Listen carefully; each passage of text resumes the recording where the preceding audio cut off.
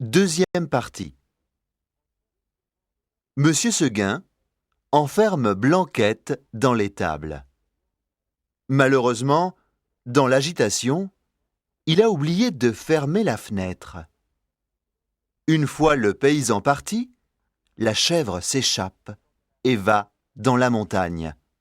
Quand elle arrive tout en haut, les arbres et les fleurs sont émerveillés devant cette jolie petite chèvre.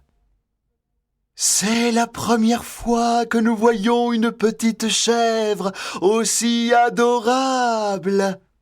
s'exclament les vieux sapins. Toute la montagne fête l'arrivée de Blanquette. Les châtaigniers se baissent pour la caresser et les fleurs s'ouvrent sur son passage pour libérer leur parfum. On la reçoit comme une véritable reine.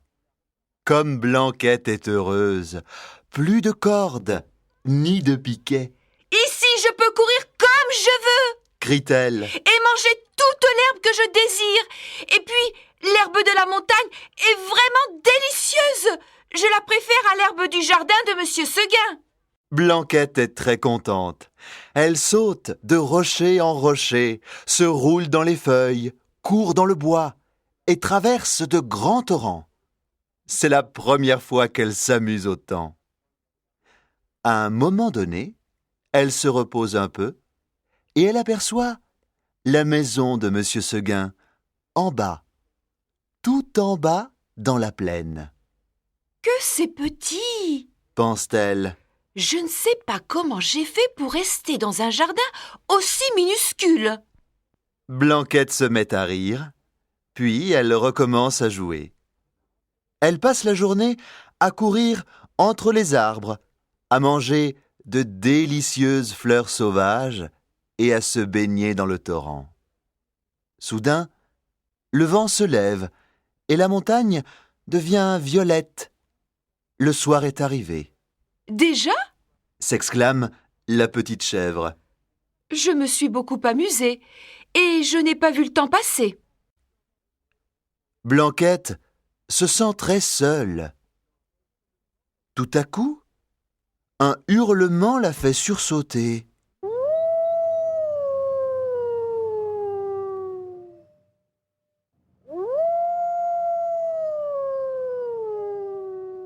« Le loup !» pense-t-elle. Je me suis amusée toute la journée et j'ai oublié le loup. Au même moment, elle entend le bruit d'une trompe.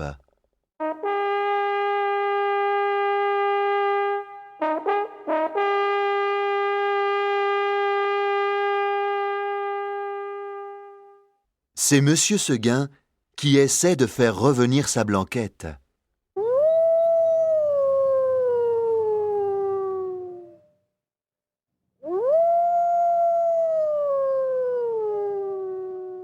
Fait le loup. « Reviens ! Reviens !» crie la trompe. Blanquette veut retourner chez Monsieur Seguin, mais elle se rappelle le piquet, la corde et le petit jardin. Maintenant, elle connaît la liberté et elle sait qu'elle ne peut plus vivre en captivité. Elle décide donc de rester dans la montagne.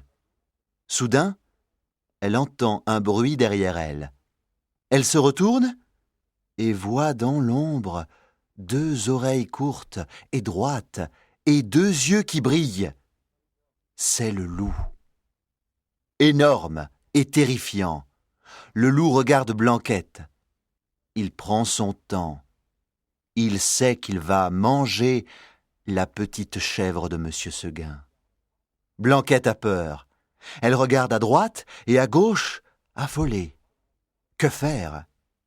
Le loup commence à rire méchamment. « Je préfère que le loup me mange tout de suite. » se dit-elle. Mais elle se rappelle l'histoire de la vieille renaude qui s'est battue toute la nuit.